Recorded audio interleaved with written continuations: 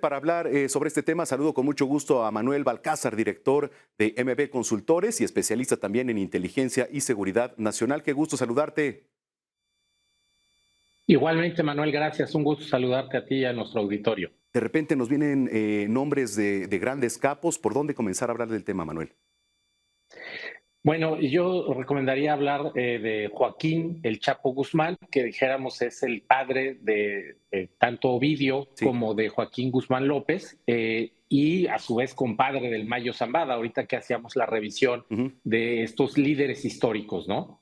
sí, totalmente. Bueno, pues estábamos poniendo en contexto justamente lo que se ha alcanzado y desde tu experiencia, bueno, pues qué repercusiones o cómo ves lo sentenciado y por supuesto la nota informativa. Bueno, a mí me parece muy Ujú, interesante este viraje, le llamaría yo, en la estrategia jurídica de Joaquín Guzmán López, porque como bien señalaban en la nota, pues se había declarado no culpable y ujú, eso implicaba un juicio público, el cual sí tuvo su padre, y me parece que también eso implicó consecuencias importantes en la estructura del cártel de Sinaloa que habrían derivado después en las fracturas donde Joaquín Guzmán López pues se involucró y en teoría habría entregado al Mayo Zambada, digo en teoría porque no está todavía sí, claro, pero aquí hay varios factores que quisiera tomar en cuenta. Primero, la madre de Joaquín Guzmán López y de Ovidio Guzmán López pues no te voy a decir que se entregó, pero dijéramos que cruzó hacia Estados Unidos en mayo de este año, junto con otros 16 familiares, ujú, en lo que parecería un acuerdo que habrían generado las familias con el gobierno de Estados Unidos. Entonces, ese punto me parece muy importante porque en ocasiones los líderes de los grupos delictivos pues piensan en sus familias al final de cuentas. Entonces, dijéramos que ya tiene esa protección. Segundo, pues vio la ruta que siguió su hermano ujú, y pudo ver la ruta que siguió su padre también y pudo ver la ruta que siguió Emma Coronel, la última esposa del Chapo sí. Guzmán, que ella se declaró culpable, tuvo el juicio, estuvo en prisión un tiempo y luego salió.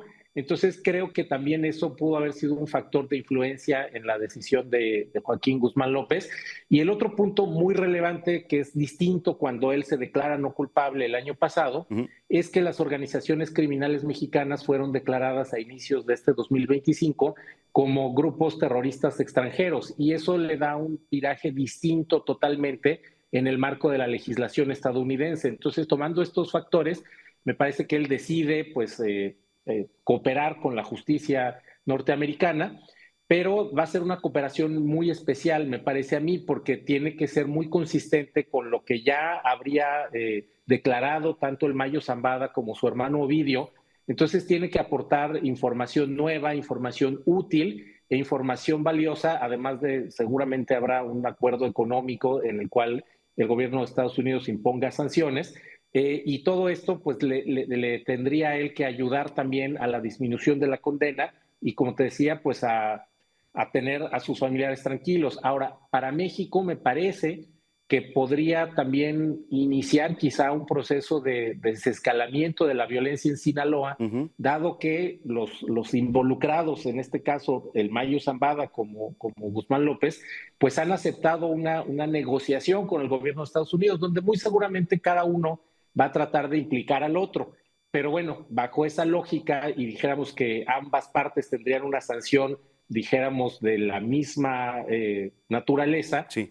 pues podría ser que en este ánimo de pacificar un Estado que lleva pues ya más de un año en guerra por crimen organizado, Ujú. pudiera darse este momento oportuno y que además se engarza con el relevo en la Fiscalía General de la República aquí en México. Sí. Y eso quizá es una coyuntura favorable para que se pueda estabilizar México y estos líderes delictivos, pues sin duda aporten elementos y lo más importante también, déjame decirte, Manuel, desde mi perspectiva, Ujú. es apoyar a que los liderazgos intermedios que seguramente quedarán no desarrollen esas capacidades tan elevadas que tienen la posibilidad de disputar al gobierno, al Estado nacional mexicano en este caso, el monopolio legítimo de la violencia, ¿no? Entonces creo que es muy importante y es un momento pues estratégico, que además, te digo, converge con la declaración de organizaciones terroristas, cambios en el gobierno, protección de familiares, que podría quizá dar pie a que se lance una estrategia integral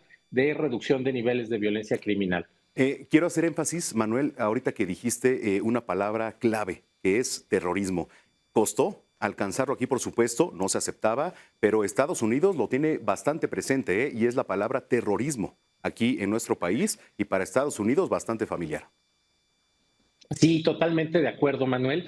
Y es un tema que, como bien dices, es muy familiar en Estados Sí, Unidos y tiene que ver desde las acciones y la guerra contra el terror que se lanza a partir de 2001 en Estados Unidos, pero mezcla también todo lo que fue el aprendizaje de la guerra contra las drogas. Entonces tenemos un concepto que es el narcoterrorismo, en el cual están encuadrando a las 6 organizaciones criminales mexicanas, más otras de Centroamérica, como las Maras, por ejemplo, mm, o el Tren de Aragua en Venezuela.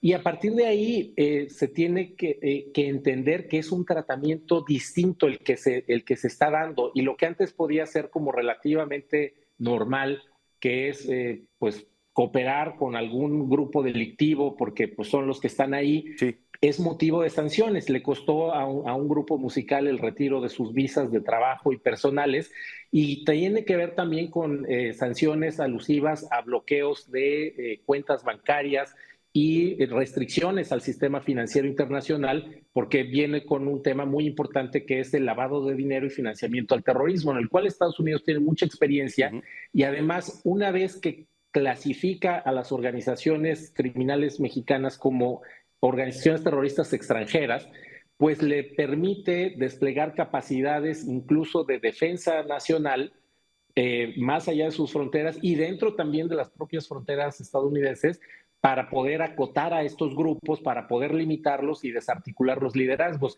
Entonces, eso es un nivel de escalamiento mucho mayor en cuanto a los recursos que estarían disponibles del lado estadounidense.